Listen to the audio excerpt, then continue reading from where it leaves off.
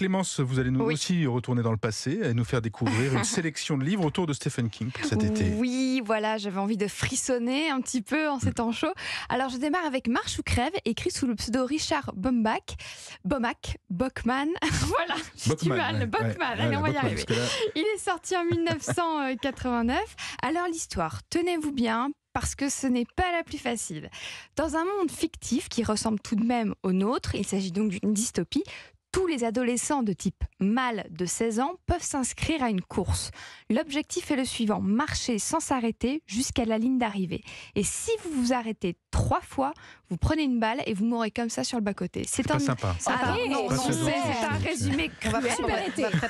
Tu vas frissonner. Voire atroce. Mais il est vrai qu'en fait, ce qu'il y a, c'est qu'on se lie à ces ados, notamment au protagoniste, celui que nous suivons, Ray Garati. Ces personnages de Marche ou crève de Stephen King, ces adolescents vont apprendre à se connaître. Malgré tout, ils vont discourir ensemble sur la vie, sur l'amour, sur la mort, et ils vont se soutenir et s'entraider, c'est assez beau, tout en sachant que c'est le jeu, il n'en restera qu'un seul. Ils seront tout le long de l'affreuse course soutenue par un public en liesse totale, ce qui déclenche chez nous lecteurs, je ne vous le cache pas, un sentiment de grand malaise. C'est un livre paradoxalement beau pour la relation entre les garçons et atroce pour son sujet, évidemment. Atroce, on va y rester un peu, mais de toute façon c'est Stephen King en même temps. Voilà, c'est comme ça que ça marche. Misery. A été planté. Un livre qui aime les écrivains. Enfin, un peu trop peut-être. Un peu trop ou passé, je sais pas. Attention, écrivains de saga, n'écoutez pas ce moment de la chronique, revenez dans 30 secondes. Ou alors si, écoutez bien ce qu'il pourrait vous arriver. L'histoire, un écrivain à succès, Paul Sheldon, est retrouvé jambes cassées et inconscient après un accident de voiture en pleine neige et rase campagne.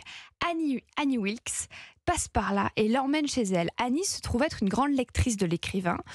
Or, alors qu'elle s'occupe de lui, et elle sait faire car elle est une ancienne infirmière, elle lit son nouveau manuscrit et découvre qu'il tue son personnage préférée, la fameuse Misery Chastain. Et la furibonde, elle ne va pas accepter le sort réservé à son héroïne favorite. Donc pour sauver Misery, titre également du roman de Stephen King, elle achète une machine à écrire du papier, le bon papier, vous lirez, et ordonne, et je dis bien ordonne à Paul Sheldon d'écrire un nouveau roman dans lequel Misery survit. Alors elle n'est pas très sympathique, Annie, et encore c'est un euphémisme, puisqu'elle va quand même torturer Paul Sheldon.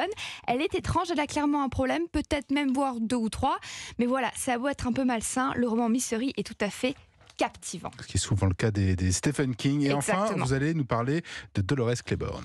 Dolores Claiborne, un roman au style d'écriture singulier, puisqu'il s'agit d'un monologue. Et oui, celui de Dolores Claiborne. Nous lisons de fait tout le long du livre son témoignage, car voilà, Dolores est accusée du meurtre de Vera Donovan, sa très riche employeuse dont elle est la femme de chambre depuis des décennies et des décennies, ainsi que du meurtre de son mari Joe, meurtre qui lui a lieu il y a eu des années.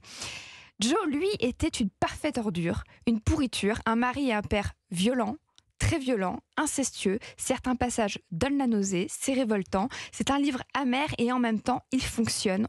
Dolores Claiborne est une parfaite héroïne de tragédie qui sait mener sa barque, qui sait se battre et qui, vous le lirez avec son vocabulaire, va tout faire pour que justice soit réellement faite. C'est un très grand personnage de Stephen King.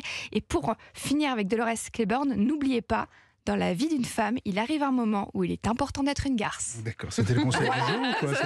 Voilà. Vous avez toutes les clés pour la rentrée. Mettez un peu de garce-attitude en vous. Pourquoi nous conseiller tous ces livres alors, Clément? Alors, tout d'abord pour les frissons. N'oubliez pas qu'en tant qu'être humain, nous aimons à nous faire peur. Et puis parce que Stephen King, que ce soit Marche ou crève, Misery ou Dolores Claiborne, c'est toujours fascinant. À la fois, nous sommes happés et captivés, on veut savoir, mais en même temps, quelque chose nous révulse, nous répugne, nous révolte. C'est la définition même de la fascination. Et c'est dans ce sentiment contradictoire que se situe notre attraction pour les romans de Stephen King. Et il faut le dire, il sait titiller notre curiosité grâce à un grand sens du suspense et du mystère. Et oui, c'est du Stephen King. Merci Clémence.